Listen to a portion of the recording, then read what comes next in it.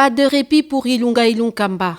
Le Premier ministre a été dépêché par le chef de l'État à mission officielle à Lubumbashi du jeudi 16 au dimanche 19 juillet 2020. Après des échanges avec les autorités provinciales, Ilunga Ilunkamba a visité des chantiers qui fleurissent un peu partout dans le chef-lieu de la province du Haut-Katanga. Preuve que l'exécutif central s'attache à créer le climat de sérénité nécessaire pour permettre aux exécutifs provinciaux de se mettre à l'ouvrage. Samedi 18 juillet 2020, le chef du gouvernement s'est entretenu avec les diverses communautés vivant dans le Haut-Katanga. Ilunga Ilunkamba, dans une posture de trait d'union rassembleur, entendait recréer les conditions du vivre ensemble. Un Congolais peut s'installer là où il veut s'installer, là où il croit qu'il va vivre mieux.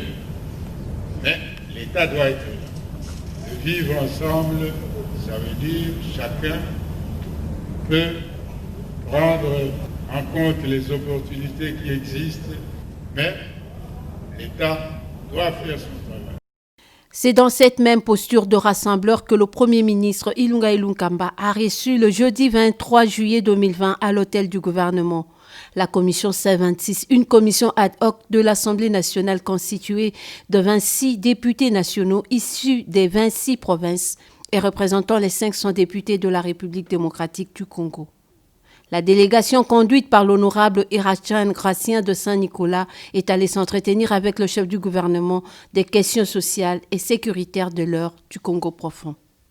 Il a été question de pouvoir aborder les divers sujets autour des différentes provinces et nous avons survolé même la situation sécuritaire aussi, mais aussi la situation des finances de notre pays. Et voilà, nous avons échangé et nous avons donc une matière consistante à pouvoir restituer auprès de la base parce que nous travaillons comme des alliés, nous les députés nationaux et le gouvernement congolais. Auparavant, au lendemain de son retour à Kinshasa, le chef du gouvernement a réuni mardi 21 juillet les membres du comité de conjoncture économique pour une nouvelle évaluation hebdomadaire de la situation économique nationale. Une situation qui demeure difficile, mais avec des perspectives d'espoir, du fait notamment des cours des métaux.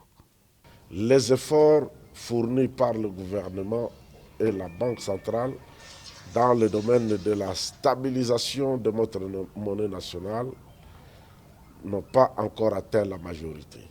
Et nous continuons à espérer et nous mettons les bouchées doubles pour y arriver.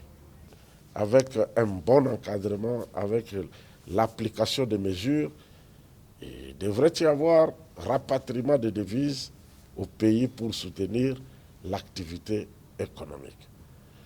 Donc le Congolais ne doit pas perdre espoir. Au contraire, il est invité d'abord à travailler assidûment. Le gouvernement redouble donc d'efforts, notamment dans la diversification des sources de financement public. Le 21 juillet 2020, les adjudications des bons du Trésor ont permis de lever 20 milliards de francs congolais. La confiance se réinstalle. Vendredi 24 juillet, le Premier ministre, chef du gouvernement, a pris part au Conseil des ministres présidé par le chef de l'État.